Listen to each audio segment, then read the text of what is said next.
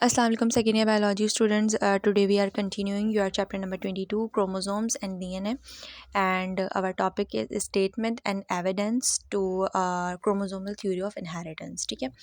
अच्छा, सबसे पहले ये जो थ्योरी थी क्रोमोसोमल थ्योरी ऑफ इनहेरिटेंस, ये किसने दी थी? वॉल्टर सिटन ने। ठीक है, 1902 के अंदर।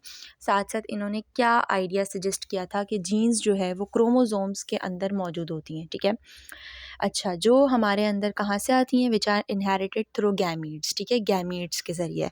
अच्छा, अगर हम बात करें गैमीट्स की, ठीक है, कि गैमीट्स जो हैं वो हमारे पास क्या कहलाती हैं, तो गैमीट्स जो है वो रिप्रोडक्टिव सेल्स हैं जिनके पास हमारे half usual number of chromosomes मौजूद होते हैं। ठीक है, ह्यूमंस के अंदर गैमीट्स जो है वो स्पर्म सेल्स के अंदर मेल्स के अंदर होती हैं, और एग सेल्स ओवा के अंदर फीमेल के अंदर होती हैं। ठीक है, जब फर्टिलाइजेशन होती हैं तो ये गैमीट्स यानी कि एक पेरेंट से, वन फ्रॉम ईच पेरेंट, ठीक है, एक पेरेंट से ये दो गैमीट्स आपस में कंबाइन करती हैं और जाइगोट बनाती हैं। ठीक है ना।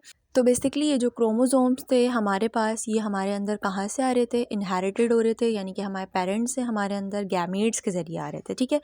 अच्छा, पहली बात तो ये थ्योरी जो है वो सपोर्ट कौन से एविडेंस हैं, ऐसे कौन से ऐसे सबूत हैं जो इस थ्योरी को सपोर्ट करते हैं?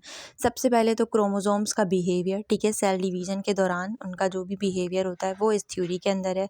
दूसरी चीज़, ये मेंडल लॉ से भी अलाइनमेंट करती है। ठीक है। तीसरी चीज़ कि सेक्स क्रोमोसोम्स की डिस्कवरी। ठीक है। चौथी चीज़ ये कि जो लिंकेज और क्रॉसिंग ओवर का फिनोमेना है ड्यूरिंग मियोसिस। ठीक है, मियोसिस आप पढ़ के आ चुके हैं 9th में, 10th में, मेड फर्स्ट ईयर में, सब ने पढ़ा है मियोसिस। तो मियोसिस के दरमियान जो लिंकेज और क्रॉसिंग ओवर हो रही होती है, वो फिनोमेना भी जो है वो इस थ्योरी का क्या है? एविडेंस है हमारे पास। Okay, so let's focus on the first point. Sexual reproduction involves the initial union of only two cells. अच्छा, ये बात तो इन्होंने बता दी कि भाई सेक्सुअल प्रोडक्शन के अंदर क्या होता है? When an egg and sperm cells unite. ठीक है, बेसिकली क्या होता है? एग और स्पर्म सेल्स आपस में यूनाइट कर रहे होते हैं। ठीक है। अच्छा, दूसरी चीज़, if Mendel model is correct then these two gametes must take equal heredity contributions. यानी कि मेंडल का जो मॉडल था उसने ये चीज़ सजेस्ट करी थी कि जो बोथ गैमीट्स होंगे उनके अंदर इक्वली जो है वो हेरिडिटी मटेरियल क्या होगा? कंट्रीब्यूट हुआ होगा। यानी कि एक गैमीट अगर एग की तरफ से आ रहा है या स्पर्म सेल्स की तरफ से आ रहा है, तो दोनों के अंदर हेरिडिटी मटेरियल जो है वो इक्वल कंट्रीब्यूट हुआ होगा। ठीक है।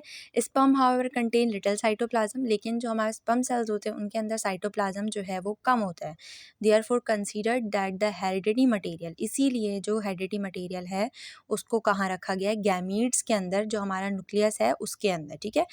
तो heredity material is housed with in the nucleus of gametes. ठीक है। तो हमारे जहन में ये वाली बात होनी चाहिए कि हमारे पास स्पर्म सेल्स के अंदर साइटोप्लाज्म बहुत थोड़ा है, साइटोप्लाज्म लेस है, तो इसीलिए जो हमारा पूरा हेरिडिटी मटेरियल है वो कहाँ मौजूद है? गैमीट्स के न्यूक्लियस के अंदर। ठीक है ना। अच्छा, अब दूसरा पॉइंट देख लेते हैं। Chromosome segregate during meiosis in a manner similar to the Mendelian. अच्छा, इन सिंपल टर्म्स हम ये कह सकते हैं कि when cells divide during a process called meiosis, यानी कि जब सेल्स जो है वो एक प्रोसेस के दरमियान डिवाइड करते हैं, जिसे हम मियोसिस कहते हैं, और मियोसिस जो है वो रिप्रोडक्शन के लिए इम्पॉर्टेंट है। तो जब सेल्स डिवाइड कर रहे होते हैं तो फिर क्रोमोसोम्स क्या होते हैं? सेपरेट आउट हो जाते हैं। ठीक है। अच्छा, यहाँ पे जो टर्म एक यूज़ की गई है फैक्टर, ठीक है, मेंडेलियन फैक्टर। फैक्टर का क्या मतलब है? फैक्टर बेसिकली हेरिडिटी एलिमेंट है जिसको हम एक जीन्स की तरह जानते हैं अब। ठीक है, जिसके अंदर हमारी सारी इंफॉर्मेशन मौजूद होती है। ठीक है। तो ये जो सेपरेशन होती है क्रोमोसोम्स की, ये बिल्कुल किससे सिमिलर है? How Mendel factor gene separate during the process known as the law of segregation. ठीक है, यानी कि जो क्रोमोसोम्स की सेपरेशन है ये बिल्कुल उस चीज़ से सिमिलर है कि जब मेंडल के फैक्टर्स जीन्स जो है वो सेपरेट आउट होती थी during the process called law of segregation. ठीक है, सेग्रीगेशन। और लॉ ऑफ सेग्रीगेशन हमसे यही कहता था कि हर इंडिविजुअल, हर एक के पास जो है वो जीन की एक कॉपी मौजूद है फ्रॉम ईच पेरेंट। ठीक है, और ये जो कॉपीज़ हैं ये सेग्रीगेट करती हैं, यानी कि जब रिप्रोडक्टिव सेल्स की फॉर्मेशन होती है तो ये जो कॉपीज़ होती हैं ये सेपरेट आउट हो जाती हैं। ठीक है।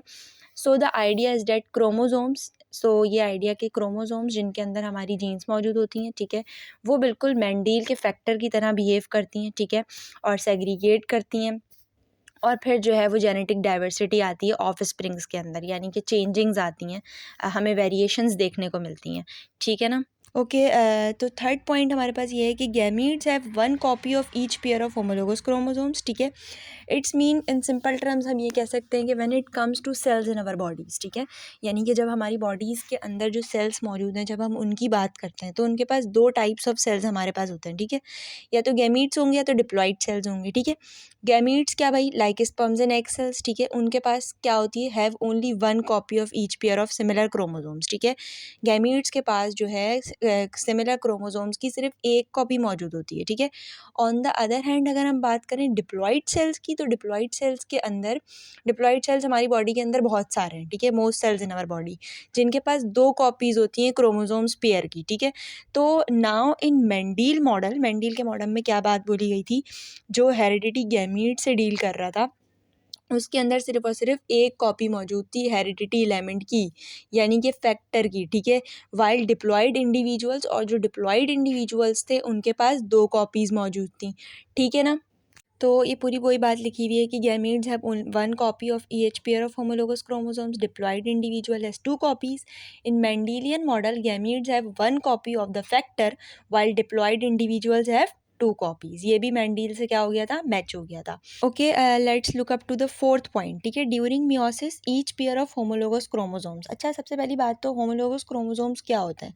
होमोलोगस क्रोमोसोम्स वो होते हैं जिनके पास सिमिलर क्रोमोसोम्स का पेयर होता है, ठीक है, और सिमिलर ट्रेड्स की जीन्स मौजूद होती हैं। सिमिलर ट्रेड्स से मुराद क्या है, ट्रेड्स क्या होते हैं, आई कलर, ठीक है, मेरा आई कलर हो गया, हेयर कलर हो गया, ये सब क्या है, ट्रेड्स हैं, ठीक है। तो सिमिलर ट्रेड्स यानी कि एक जैसे ट्रेड्स की जीन्स होना हमारे पास क्या कहलाता है, होमोलोगस क्रोमोसोम्स कहलाता है, ठीक है।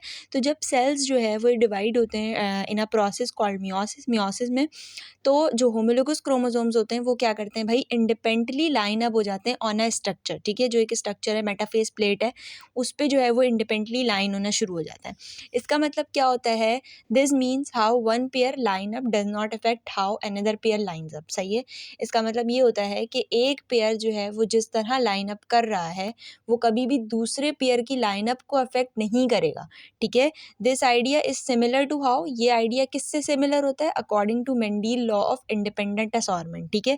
Mendel law of independent assortment के अंदर भी यही था कि डिफरेंट ट्रेड्स जो फैक्टर्स, जो उसने वर्ड यूज़ करा था फैक्टर्स, और हम ट्रेड्स यूज़ करते हैं कि different traits are inherited independently of each other, कि जो डिफरेंट ट्रेड्स होंगे वो एक दूसरे पे इनहेरिटेड इंडिपेंडेंटली होंगे, यानी कि एक दूसरे पर डिपेंड नहीं करेंगे बल्कि इंडिपेंडेंटली जो है वो लाइन अप हो रहे होंगे। So just as traits don't not always stick together, तो इसी वजह से ट्रेड्स जो है वो हमेशा ऑलवेज साथ में स्टिक नहीं होते। Chromosomes also independently arrange during meiosis, और क्रोमोसोम्स भी जो है वो इंडिपेंडेंटली अरेंज होते हैं मियोसिस के दौरान, ठीक है ना।